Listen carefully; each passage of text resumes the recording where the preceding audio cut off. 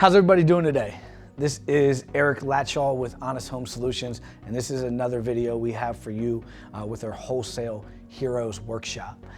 Today I'm going to talk about seller negotiations.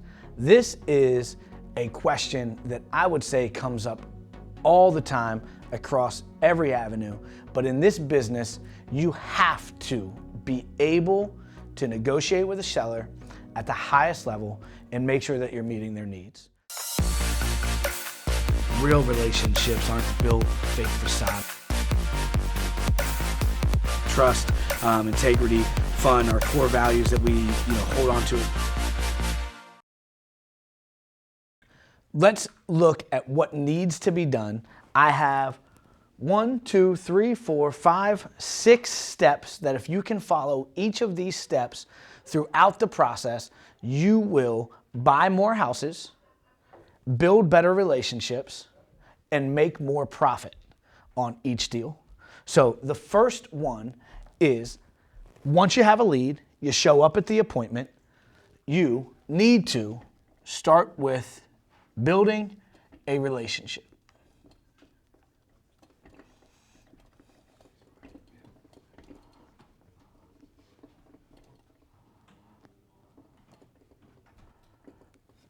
So, as a wholesaler, just someone that buys properties for fix and flip, if you are buying to direct to seller, be different. You need to show up at the property wanting to form a relationship with the seller. You got to do the right thing. That means take some time, get to know that individual.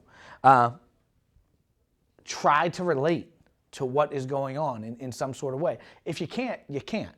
But make sure that you notice your surroundings. Maybe you're a Penn State fan. They have a Penn State sign on the wall. Maybe you're a football fan. You see a football jersey. Maybe you're anything. It doesn't matter if you like antiques or teapots or have cats or dogs. Make sure that you can find a basis to have a conversation. Don't make this just about purchasing a property. Make this about who you are, who they are. Make sure you share information about yourself. Do you have kids? What do you do? What have you done before this? People have questions. They want to know you.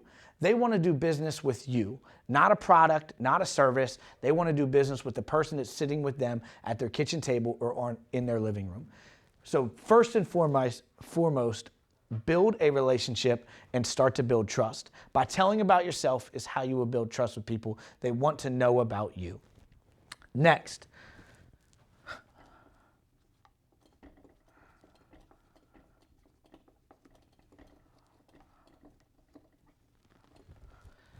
everyone that has reached out to you at some point is dealing with some type of situation that they would want to sell their property for cash. So you need to figure out what that problem is. If it could be a good one, it could be maybe their house has been maintained meticulously, but they just don't want to deal with showings every day.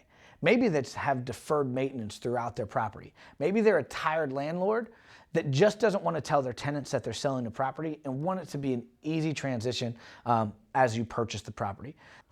There is going to be many different things and reasons that people reach out to you for a cash offer or for your services.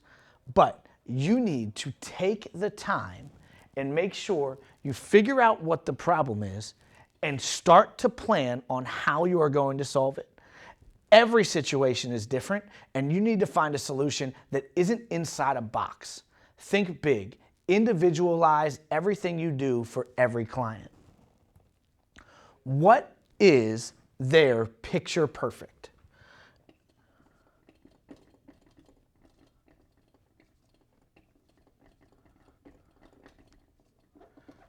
Yes, they have a problem.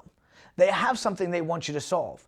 They want you to be able to bring them the best offer possible, and also they want you to be able to solve the problem. But there's something else that's super, super important throughout this process. What is their end goal? Maybe it's just selling the house, but what does that do for them? Know what it does for them, how you can get them to that next chapter of their life, how you can help them move forward, move past this, and what is this going to do to add to their life. There's a reason that they're selling this property for cash. Maybe they need to move quick. Maybe this is going to be their next down payment on a property. Maybe they're buying a multi-unit with the cash from here. Maybe they want to be in a position where they can give their children or grandchildren money instead of having them deal with their large rental portfolio. Whatever it may be, find out what that picture perfect is and change your problem solve to making sure that you can get them to that goal. You have to meet their picture perfect and remind them throughout the conversation how you can get them there. The next is provide the solution.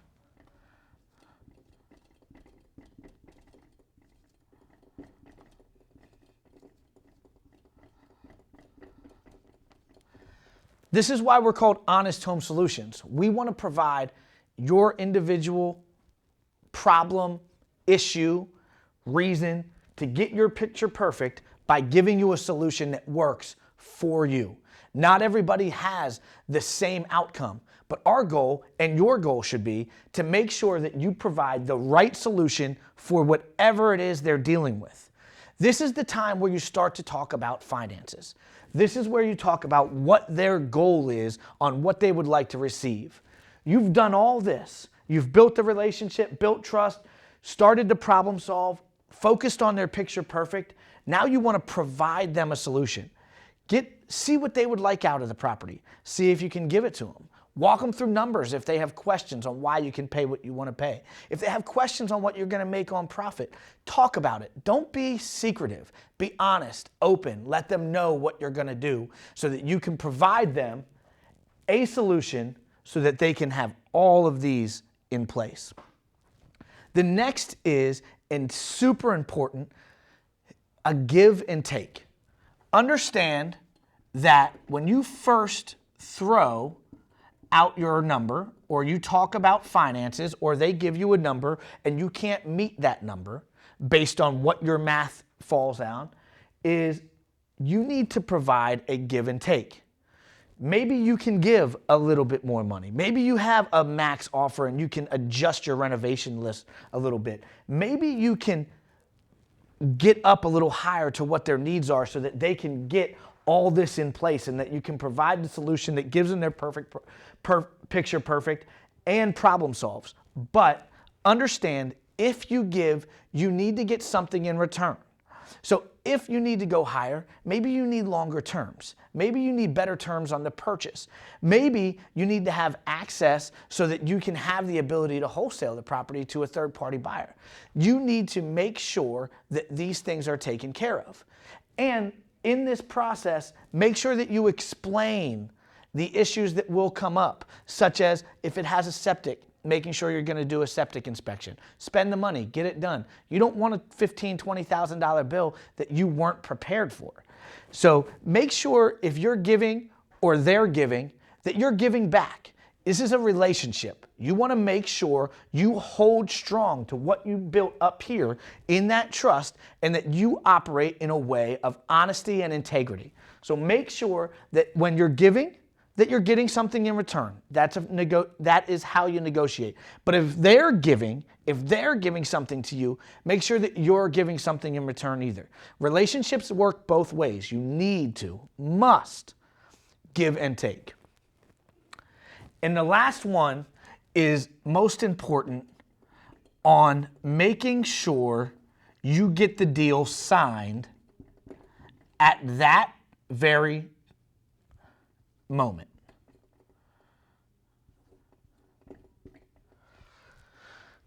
You don't want to leave the house. Though I've left the house many a times, and sometimes you're just not going to close the deal. Don't be pushy. Don't press for it. If they need the time to think, that's okay. But understand that you make it very, very clear that you can only purchase so many houses, that you can only buy so many places, that you have other appointments that are going to be happening this week, today, next week, things like that. Put a limit on your offer.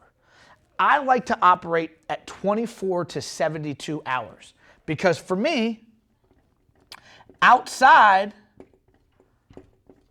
of that, I'm not sure if I can still buy that property. So I like to let them know, and you could call it a fear of missing out. You could just call it whatever you want, but they need to know that you cannot buy every house in the world and that everybody can't call you from the past 6 months next Friday and you're able to purchase it. So you need to let them know that this is an opportunity.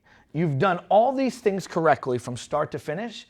Now closing the deal is you need to let them know that this might not be a deal next week. This might not be something you want to purchase in a month. You're not sure. Maybe you are. Maybe you will come back and buy it at the same number, the same time, and in the same time frame.